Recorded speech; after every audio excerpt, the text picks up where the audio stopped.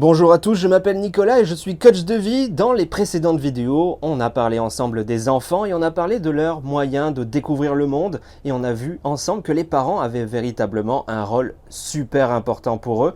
Les parents, c'est les super-héros, les parents, c'est un exemple, du moins dans les premières années de sa vie. Un enfant, il a envie d'être comme les parents. Donc dans les précédentes vidéos, on a vu tout ce qui était besoin, voilà. Et aujourd'hui, j'ai envie de vous parler d'empathie, j'ai envie de vous parler des neurones miroirs. Vous allez voir plus tard donc dans la vidéo.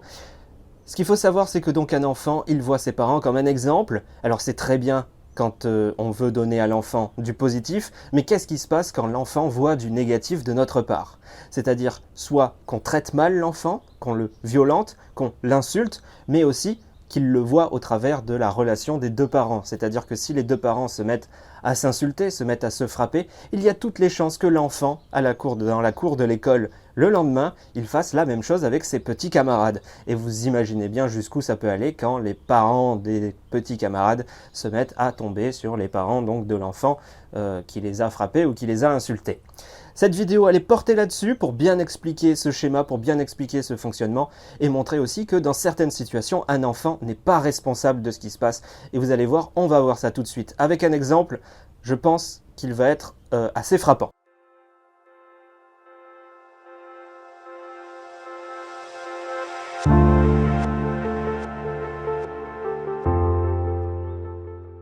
Donc l'exemple que je vais vous donner ici, c'est un exemple qui est assez classique dans ce genre de cas de figure. Imaginez un enfant, imaginez un garçon qui joue dans un parc, il y a plein de monde autour de lui, il court autour d'un jeu, d'un toboggan, et il va bousculer une jeune fille. La jeune fille, elle va tomber par terre, il y a son genou qui va se râper sur le sol, et elle va se mettre tout de suite à pleurer.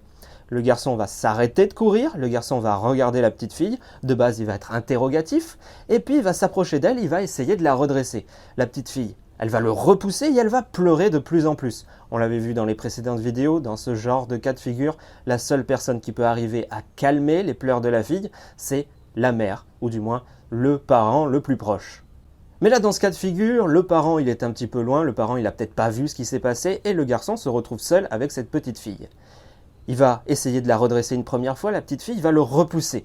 Il va essayer de la redresser une seconde fois, la petite fille va continuer à le repousser et va même peut-être pleurer encore plus.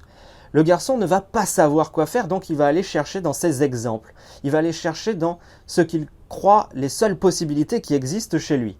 Il va se mettre à crier sur la petite fille. Il va lui crier dessus d'arrêter de pleurer, il va lui crier dessus de se relever, il va lui crier dessus tout simplement. Et vous imaginez bien, vis-à-vis de la petite fille, ça ne va pas marcher, ça ne va faire que accroître ses pleurs, elle va se sentir agressée, et si jamais le jeune garçon va revenir vers elle pour essayer de la redresser encore une fois, la petite fille va une nouvelle fois le repousser, et peut-être encore plus violemment. Et là, le garçon, ce qu'il va faire, c'est qu'il va passer au stade supérieur, et il va lui donner des coups de pied, des coups de poing, pour qu'elle se redresse, parce que c'est la dernière chose, c'est la dernière étape qu'il connaît, c'est gérer une crise par la violence. Donc que se passe-t-il avec ce garçon, avec ce jeune garçon? Il est conscient donc qu'il a fait tomber la petite fille, et d'une certaine manière, peut-être qu'il s'en veut. Il veut essayer de la relever pour que le cours de la vie de tout le monde puisse reprendre son cours, en fait, tout simplement. Mais la petite fille, elle pleure, et lui, il va être poussé dans ses retranchements. Voilà, c'est tout simplement ça, et il va aller puiser dans les choses qu'il connaît, dans les choses qu'il a pu voir de la part de ses parents, qui sont pour lui donc son modèle, comme on disait tout à l'heure. Le problème, c'est pas qu'il n'a pas d'empathie, c'est qu'il ne sait pas gérer ses cas, il ne sait pas gérer ses situations. Alors peut-être qu'en grandissant, ça peut développer véritablement des problèmes d'empathie qui peuvent être très graves, et qui peuvent mener à des problèmes d'ordre mental. Mais ça, c'est encore une autre histoire. Là, on est sur un enfant qui a encore des choses à apprendre, qui a tout à apprendre. D'une certaine manière, vis-à-vis de l'enfant, vis-à-vis de ce garçon, c'est logique ce qu'il vit, c'est logique sa manière de réagir, et quand le parent de la petite fille va arriver, tout porte à croire qu'il va se mettre à crier sur ce garçon. Va peut-être avoir des gestes qui vont être un petit peu déplacés, comme le pousser pour le sortir du milieu. Mais en fait, ce garçon n'a absolument pas besoin de ça. À l'heure qu'il est, ce garçon, il peut être sauvé d'une certaine manière. Par exemple, en allant voir des psys. Ça peut être compliqué d'aller voir un psy lorsque les parents sont la cause, en fait, de cette attitude chez l'enfant. Mais vous pouvez déjà agir. Ça va être compliqué, en tant que parent, de réagir de cette façon. mais mettez-vous à la hauteur de l'enfant, agenouillez-vous et parlez-lui, demandez-lui pourquoi il a fait ça, qu'est-ce qu'il a pu ressentir à ce moment-là, et lui expliquer en étant le plus calme possible qu'il y a d'autres possibilités, qu'il y a d'autres choses à faire pour aider une personne. Peut-être que ça ne va pas marcher, mais peut-être que ça va aussi marcher si lui-même a un fond quelque part ou qu'il a déjà vu autre part d'autres gestes, des gestes d'empathie, des gestes d'amour, mais qu'il n'a pas su les analyser parce qu'il est encore trop jeune. Le fait de lui expliquer, ça peut potentiellement lui ouvrir une nouvelle porte. Ça peut lui ouvrir une nouvelle porte dès aujourd'hui, comme ça peut lui ouvrir une nouvelle porte demain en faisant le schéma contraire, en voyant d'autres personnes faire des gestes d'empathie, faire des gestes d'amour envers une autre personne. Ça peut créer un puzzle chez lui et il peut de son propre fait vouloir essayer de ressembler à ce schéma et non au schéma qu'il a pu voir de ses parents. Parce que oui, chaque être humain, même un enfant, a un libre arbitre. On l'a vu dans les précédentes vidéos, il aime avoir un libre arbitre, il aime avoir le choix, et donc lui donner la possibilité d'avoir le choix, c'est lui permettre d'évoluer par la suite. Donc la dernière des choses à faire quand vous vous retrouvez seul, face à face avec cet enfant, c'est de lui crier dessus, c'est de lui rappeler en fait le schéma qu'il peut avoir dans sa famille, qu'il peut avoir chez lui, qu'il peut avoir avec ses parents, et de lui offrir une autre forme de réaction face à ce genre de situation. C'est difficile, je dis pas. Vous avez votre fille qui vient de se faire rouer de coups. La première chose qu'on a envie de faire, c'est de défoncer ce gamin. Hein, voilà, que ça soit principalement avec des mots. J'espère que vous n'en viendrez quand même pas aux mains. Mais voilà, ce n'est absolument pas ce qu'il faut faire vis-à-vis de cet enfant. Le prendre le plus calmement possible et lui expliquer simplement. Plus on va être énervé, et ça marche dans toutes les situations, plus on va être énervé envers une personne, plus on va crier, moins la personne va comprendre et elle va se fermer en fait, elle va se sentir agressée. Et quand une personne se sent agressée, elle n'entend plus ce que vous dites, elle va elle-même, pour essayer de se dégager de cette situation, agresser à son tour. Donc globalement, quand on revient sur des enfants, il y a plusieurs études qui ont montré que des enfants qui avaient été maltraités par leurs parents ou par leurs proches n'avaient qu'une seule manière de réagir face aux problèmes de la vie, c'était de réagir avec violence, c'était de réagir en criant, en insultant, en frappant. Donc voilà, c'est un mécanisme qui en fait est normal d'une certaine manière quand un enfant vit quelque chose qui n'est pas agréable. Il va puiser sur les seules choses qu'il peut connaître. D'ailleurs, on peut envisager également que ce manque d'empathie provient du fait que donc, les parents n'ont pas appris l'empathie, mais que les parents n'ont eux-mêmes pas appris l'empathie de leurs parents.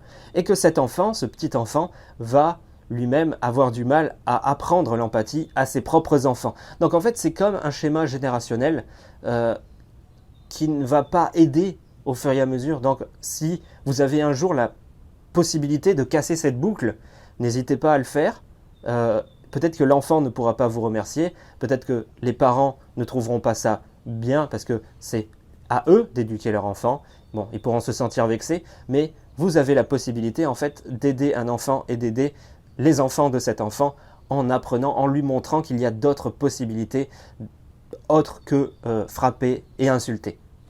Donc oui, hein, comme je le disais, ce n'est pas une fatalité si un enfant réagit comme ça à ce moment-là. S'il voit un spécialiste, il y a toutes les chances qu'il puisse arriver à s'en sortir, puisque naturellement, une personne a quand même du bon en lui. Je sais que certaines personnes n'y croient pas forcément à ce genre de choses, mais la vérité, c'est que si on apprend à faire le bien à une personne, elle aura tendance à vouloir faire le bien. Si on apprend à faire le mal à une personne, elle aura tendance à faire le mal.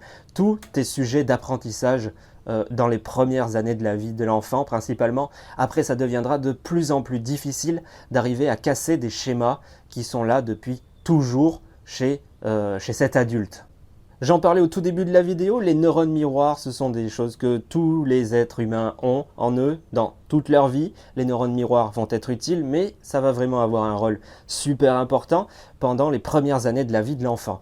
En fait, simplement, l'enfant va être amené à, grâce à ces neurones miroirs, c'est automatique, ça se fait tout seul, à recopier ce que font les parents. Il va recopier les gestes, il va recopier les mots, il va répéter ce que vont dire les parents. Donc, des parents qui ont des gestes affectueux l'un envers l'autre, l'enfant va avoir envie d'avoir des gestes affectueux l'un envers l'autre.